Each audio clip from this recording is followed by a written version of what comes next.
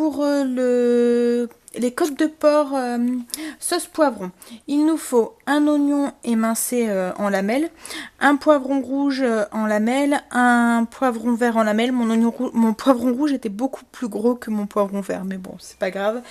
5 côtes de porc, c'est une recette pour 5 personnes. Hein. Donc 5 côtes de porc, 3 cuillères à soupe de farine, une cuillère à... Alors, non, c'est pas une cuillère, c'est les cuillères doseuses ici. Donc, c'est 1/8. Vous voyez, c'est les petites cuillères que j'ai un set comme ça. Et donc là, c'est 1/8 de piment de Cayenne. Alors, si vous aimez ça plus épicé, vous pouvez en mettre plus. Mais moi, il y a les enfants, voilà, il faut juste que ça soit piquant mais supportable. Ensuite, donc là, j'ai une demi-cuillère à café de cumin. Ici, là, j'ai une cuillère à soupe de sel assaisonné. Alors, c'est un sel assaisonné que je fais moi-même. Vous pouvez vous en servir pour faire des marinades, pour épicer des légumes, pour... voilà, c'est un sel qui sert un peu à tout. Et qui est très parfumé, qui donne énormément de goût aux aliments. Donc, je vais vous expliquer ce que je mets dedans. Pour le faire, j'utilise un petit blender, enfin un petit robot mixeur comme ça, vous voyez, avec une lame, hop. Donc, je mets tous mes ingrédients dans le bol là, je ferme et je mixe, ça va très très bien. Donc dans ce sel assaisonné, vous avez un tiers de tasse de sel, oui, 2 cuillères à soupe de sucre, 2 cuillères à café de paprika, 1 cuillère à café d'ail, 2 cuillères, alors c'est de l'ail séché, hein, 2 cuillères à café d'oignon séché, une demi-cuillère à café de poivre, une demi-cuillère à café de curcuma, un quart de cuillère à café de thym et un quart de piment de Cayenne. Alors pareil, si vous voulez en mettre plus, vous pouvez en mettre plus, mais moi je préfère rajouter s'il faut après dans mes recettes plutôt que d'en mettre trop dans mon sel assaisonné. Donc voilà, ensuite il vous faudra donc du sel, du poivre pour les côtes, enfin pour la sauce après.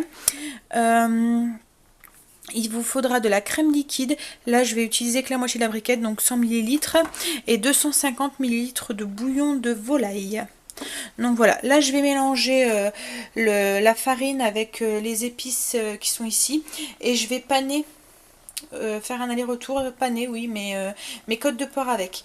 Je vais garder le restant qui restera pour épaissir ma sauce ensuite. C'est ce qui va aussi assaisonner ma sauce. Donc voilà. Je panne mes côtes de porc et je vous reviens. Donc voilà, j'ai pané mes côtes de porc. Je garde bien le restant de farine pour ensuite épaissir ma sauce. J'ai mis une poêle sur le feu avec un peu d'huile. Et je vais faire dorer et cuire mes côtes de porc.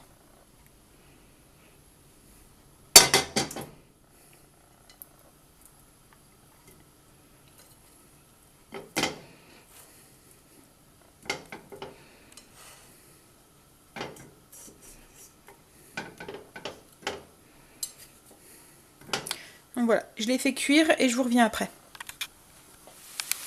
Donc voilà, mes côtes de porc là sont cuites et dorées.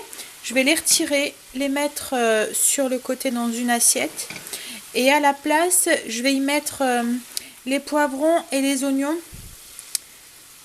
Et les faire dorer et fondre un petit peu.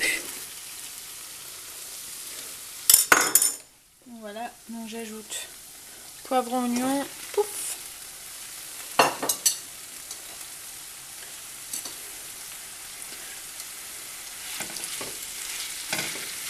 Je mélange et je les fais un peu dorer, un peu fondre.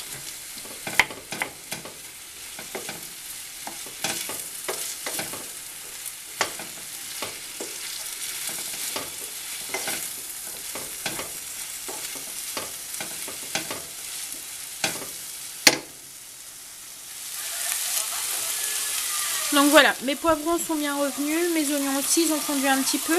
Du coup, j'ajoute le restant de farine au-dessus que j'avais mis de côté tout à l'heure. Je vais mélanger.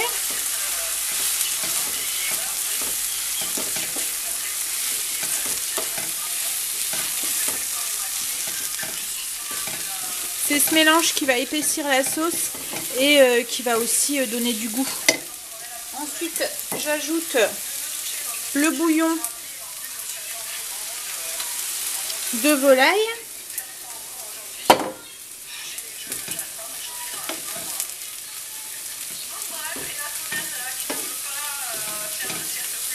Alors surtout avant de saler et de poivrer, goûter, parce qu'en fonction du bouillon, s'il est déjà salé, plus le sel assaisonné qu'il y a dans la farine, vous aurez peut-être pas besoin de ressaler.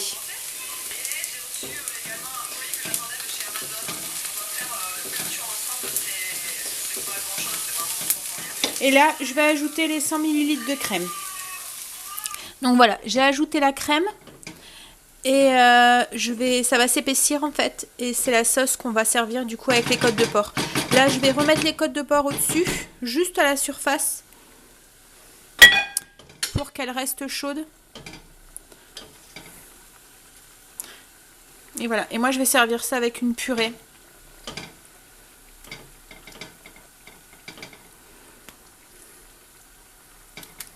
Là. Oh, c'est pas évident avec une seule main. Bon. Voilà.